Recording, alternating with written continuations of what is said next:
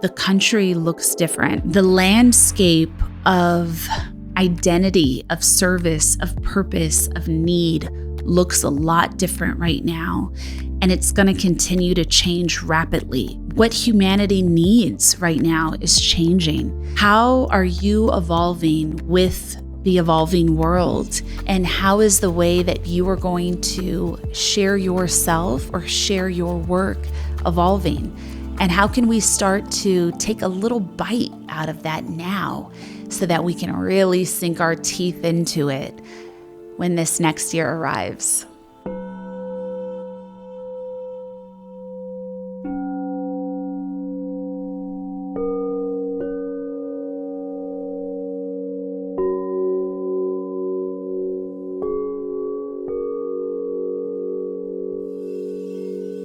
Welcome to Deeply Well, a soft place to land on your journey, a podcast for those that are curious, creative, and ready to expand in higher consciousness and self-care.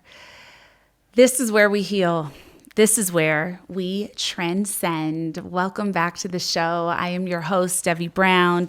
Thank you for being in the Deeply Well universe and joining us on this journey. It's so wild. So I'm doing a solo episode today, which I'm so excited because I love solo episodes. I love to just connect and talk about all of the things. And I was kind of looking back at the podcast journey. I have been doing this podcast. It was originally called Dropping Gems. I want to say for the last 6-7 years, maybe. And you know how iPhone is, or I don't know if Android is like this too, but on iPhone now, the way they will activate your memories is like next level. Like they send you this Apple-made reel of a whole year of your life that you weren't expecting to be confronted with. And before you know it, you are diving down memory lane. And that's been happening to me a lot lately, especially as it relates to this podcast, like having clips pop up or, episodes from that first year. And I was just feeling so grateful for what this journey is and thinking in general about the journey of evolution, especially as we age, but especially as we age in purpose, right? And the way that, we are kind of sharing in one season and then sharing in a different season or expanding or contracting or all of the things. And I was laughing because when I went back to the first season of Dropping Gems, I remember that was maybe a year, maybe 2 years after I left my long-term career in broadcast journalism. And I had taken this long sabbatical. And I remember I kept telling myself I was trying to figure out how to reclaim my voice as my own again. And what I mean by that is not that anyone or anything had ownership of my voice, but when you work in broadcasting, you are taught to use your voice in such a specific way. And starting that career at 18, I had to learn what is my most authentic voice. And I got frustrated because I felt like I was always going into broadcaster mode. Whether anyone else noticed that or not, I did. And broadcaster mode is actually kind of the more polished version of how you show up, right? When you're in front of a camera or in front of a microphone, you project a little bit more, you sit differently. For some people, they put on an entirely different voice. For others, you just kind of supercharge your voice. And also in the field that I was working in, you're taught word economy, how to say more with less words because you got to throw to commercial. And specifically coming from FM radio, there was no space for silence ever. That is the golden rule. There can be no what we called dead air at any time, which is no sound or activity happening on camera, happening on the microphone. But when you operate like that, it's very compelling and it's very condensed and perfect to get in and out as someone is getting in their car, getting out of their car, changing the channel. But when you want to really share and you want to do it from more of a humanistic point of view, that gets in the way. So I was in this process of trying to unlearn how to be excellent for broadcasting, if that makes sense. I was trying to unlearn how to be compelling and efficient. And I know that sounds counterintuitive, especially in the creator world we now really exist in, where everyone is trying to optimize themselves in that way. And I was trying to have an undoing of all of that. So it's just kind of funny. I always find myself kind of being counterintuitive to whatever the pace of, social life is. But that was such a journey, being okay with the ums and the silence and, being okay with not having to come up with a fast opinion or a quick answer. And so looking back at that now and now kind of sitting in this iteration of the show, which is Deeply Well, and being able to sit in the truth of how I speak and how I communicate when I'm with people in my real life, I just feel really grateful. And I feel grateful for all of you that have been around since the beginning of that journey to this moment. And it all serves purpose, it all serves purpose. And you're able to, I think, sink into the different layers of your purpose and how you're showing up really incrementally.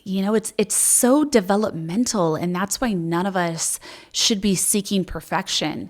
There is no way, when I recorded that very first episode of Dropping Gems and I was coming out of deep broadcasting training, like, oh my God, there's no way I could be what I am right now in this second then, just because I wanted to be. I had to learn, I had to process, I had to come into all the deep awarenesses I was able to get, all the juicy stuff about who I am and how I like to share, by taking the time to develop it. And so I don't know who this is for. It was definitely for me, but anybody listening, if you're at that stage of your process where you can really see the end goal and there's frustration perhaps cropping up around the road to get there, just know that road is valuable too. I love every episode that I've done between then and now. And I was my full self in every episode, but I was what I was able to be and share in that moment in time in that way. And all of it's valid. All of it's fine. All of it's honestly not just fine. All of it is really, really rewarding. And it's fun to track that growth. It's fun to see your becoming in real time and then look back at it. So I've really been enjoying that. And I think, a podcast or YouTube or all the ways that we share ourselves online, it's such interesting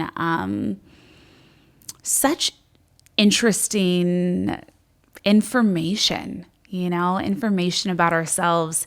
I remember too, for the last few years, and it's so funny, and I know I'm certain people listening can resonate with this. I know a lot of us are on the journey in whatever ways we are, but when you have a vision or a lane or an understanding early and other people don't get it, other people don't understand it or see value in it, that has been my life story every step of the way, especially in this field, in this current iteration as it becomes more popular.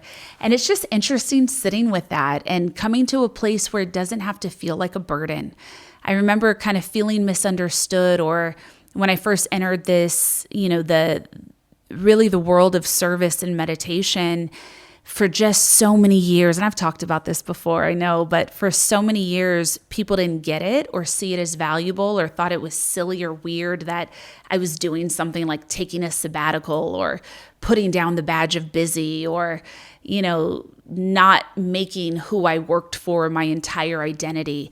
So many people used to be triggered by that and find it strange or tell me that I was somehow doing it wrong. And I was just like a decade early. That's it. Before that kind of knowing sunk in for other people. And in that time, it used to feel frustrating. I used to feel really misunderstood, kind of, just unseen for the deeper layers of who I was, where everyone just wanted to judge others based on output and based on aggrandizing or based on what they were considering, being someone who goes after what they want.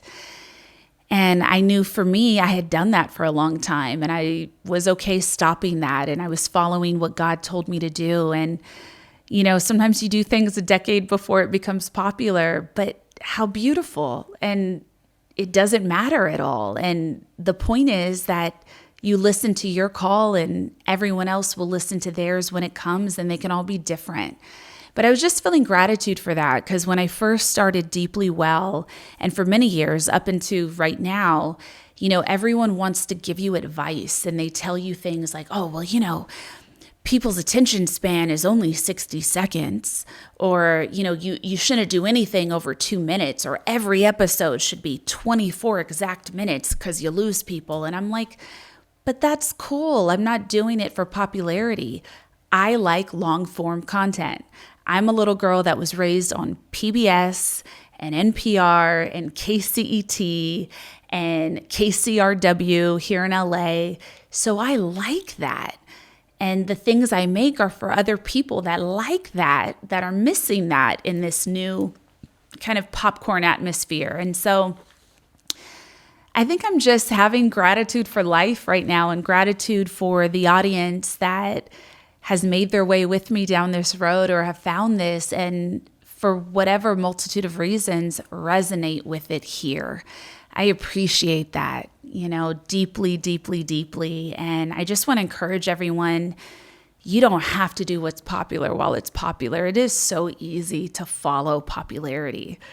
It's not like anyone's doing anything hard, and everyone's giving all the infographics on how to copy it and repeat it and do what everyone is doing. And that's cool, right? Like, there's space for that. And some people simply want that.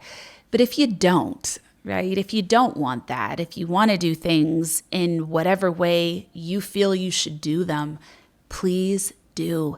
It doesn't matter if it's the biggest or the loudest or the most popular.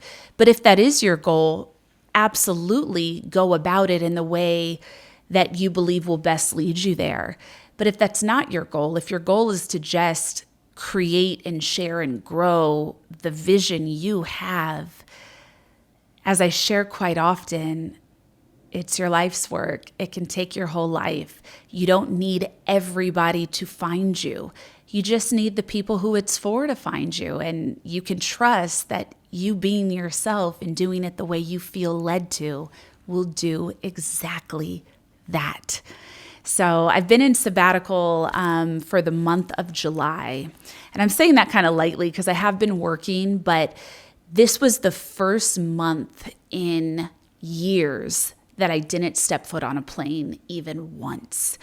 And I feel like that changed my life. My God, have I enjoyed July, and just the ability to be in my innermost local environment. Like I'm taking walks many times a day, going to just the local stores, doing the things that are closest to my house, being with my son, and not getting on any airplanes for any reason. It was a revelation. And I'm really figuring out how I want 2026 to be. Because as soon as we're now in August, and I got a lot of plane travel scheduled this month, in September, my God, I am traveling more in 1 month than I ever have in September. October looks the same. So my eyes are ahead for 2026 and really designing how I want the flow of my life to be. And I think something I'm coming to beautiful terms with is that most of what I am creating, I will be live and in person to share in Los Angeles. And my hope is to really galvanize community here in LA, and for anyone that wants to join, to create a space where you can fly in and have an LA experience if you wish to connect to my work and my live offerings that I'll be doing here. So figuring all those things out, but I'm really excited about that. My son will be in 2nd grade when this school year starts. And why does school start so early now? Anybody else with kids noticing that? Like when I was a child, you go back to school after Labor Day. These kids start school at like the second week of August. It's insane. It's the summer. What are we doing? So I'm kind of, and I know all the parents listening, I am just figuring that part out. Like, my God, okay, school starting. I got to do this, got to do that. Doctor's appointments, this, that. Oh, close. So diving into all of the things, but really thinking out into next year. And I want to, again, encourage anyone that's listening, planning for January, it can start now. We don't wait till January 1st to come to say, new year, new me. All right, how am I going to go after 2026? You don't got to do heavy lifting now, but give yourself the space to start thinking about things now. Based on all the learning you've done so far this year, based on everything you're discovering with some of the magic that summer brings, the ability to have a little more unaccounted for time, to be enlivened by the heat and the beauty and the long days. What are you learning about yourself right now in this exact moment that can be kind of thoughtfully structured and shared when you begin to more actively think about 2026? Start journaling some of that now. If you're catching this episode in the month that I'm presenting it, which is August 2025, shout out to the future beings that are listening to this episode in a different year and time. Quest Mandela, if that's you, I love you, boy.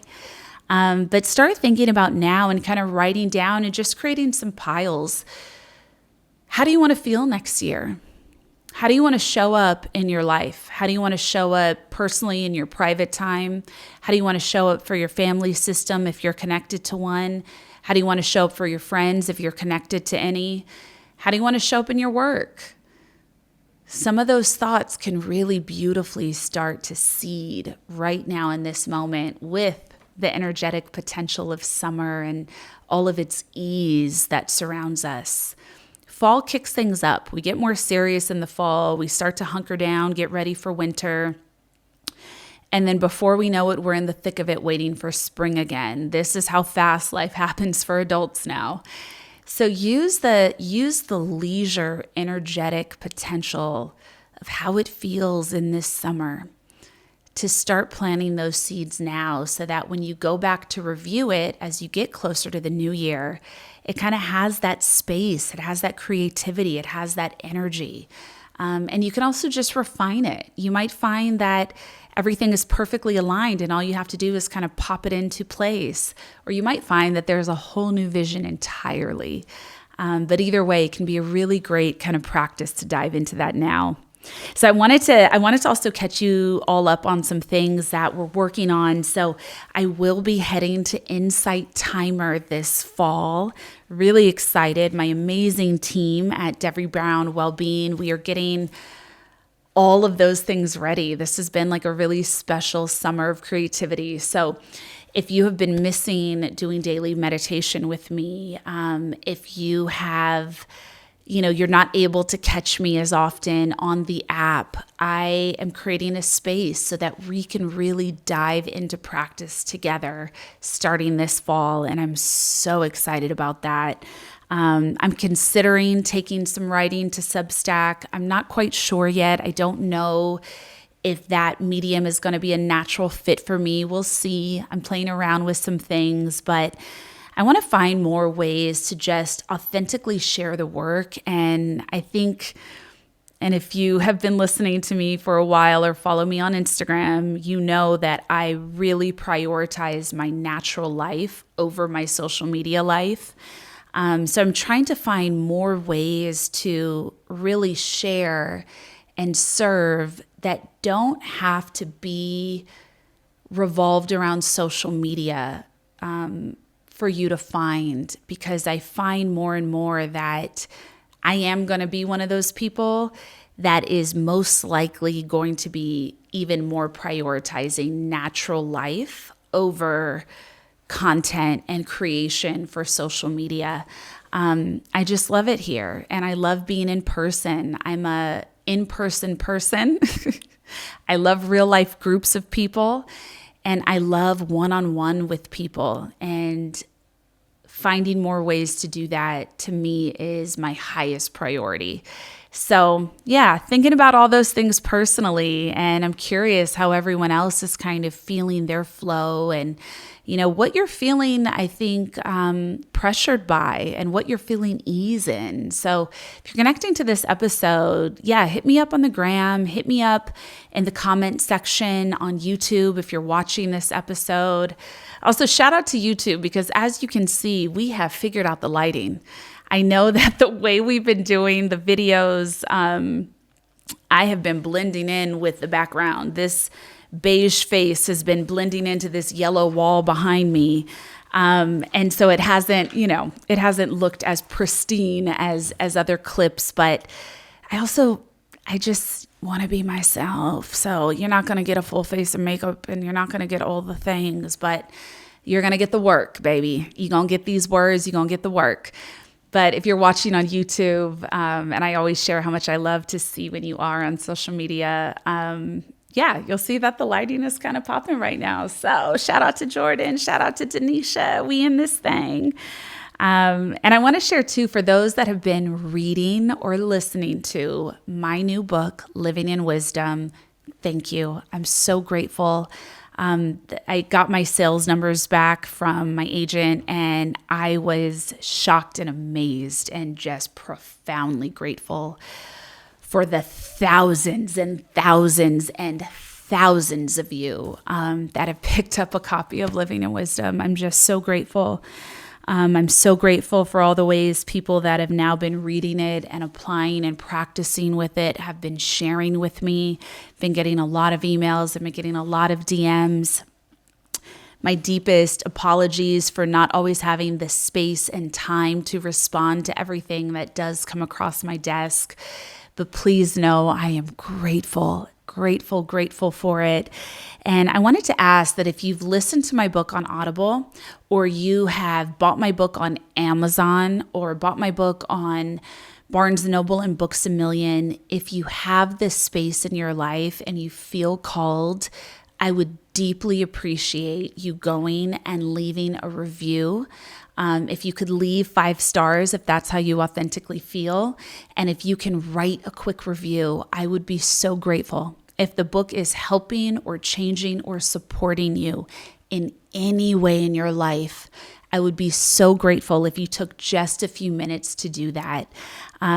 It's hard sometimes to ask for that kind of stuff because I know everybody's busy and I'm like, the work is enough, but it does matter. It does really matter. And it matters to the publishers. It matters to potentially people that are on the fence about buying the book. Let them know how it's showing up for you if you have the space to do that. I'd be really grateful, especially if it's on Amazon. My Amazon numbers are so amazing. So to be able to see some reviews that further quantify that, I think will help other people make that choice if this book is the right fit for them too. My deepest heartfelt desires with Living in Wisdom was for it to be a meaningful, useful resource for your life. Something that you can turn to remember, to learn, and to find practices that help you evolve your unique practice and process for your unique destiny and purpose and your connection with the divine.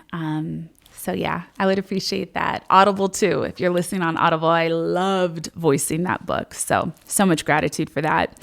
I'm excited. I'm headed to Martha's Vineyard this weekend. My second time going. As an LA girl, I never knew that to be a destination. And to be quite honest, I always maybe felt like that going to a place like Martha's Vineyard wouldn't necessarily be the fit for me, because I think I was seeing it as something that was held differently, like maybe too elite for me in some ways, or it represented to me something, a specific kind of thing, I think. And when I went for the first time a couple years ago, it was one of the most healing experiences because it's stunningly beautiful, but so safe. Like one of the safest places I've ever been. And I didn't know how much my nervous system needed that, being able to take safe walks at night, being able to just walk through these like fields of flowers.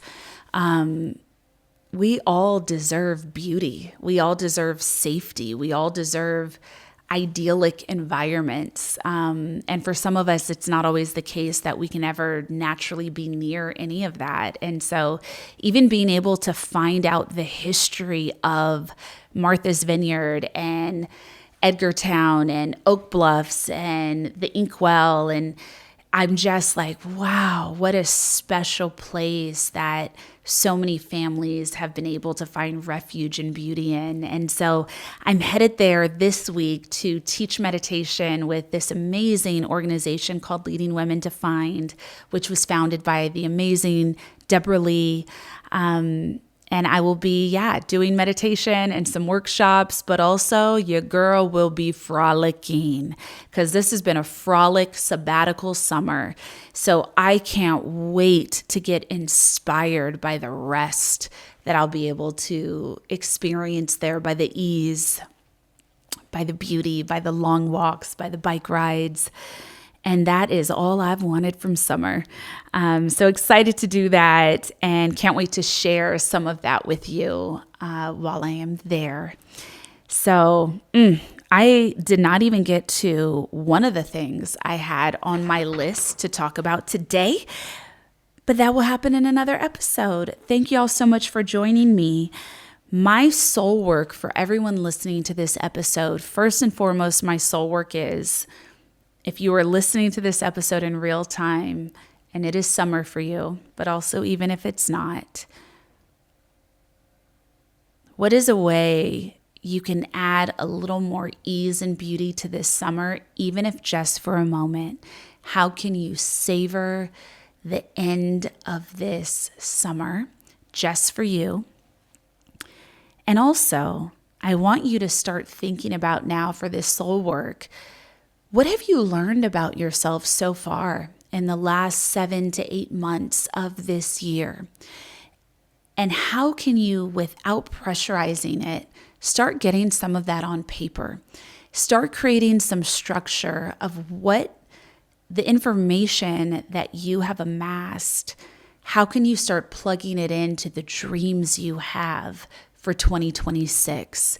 And the natural flow that's starting to arise in you, the understanding that is starting to come forward about how you are meant to move in your life in this next year. A lot has changed and a lot is changing. Depending on where you're listening to this episode, the country looks different. I'm in America, I'm in LA. The landscape of identity, of service, of purpose, of need looks a lot different right now.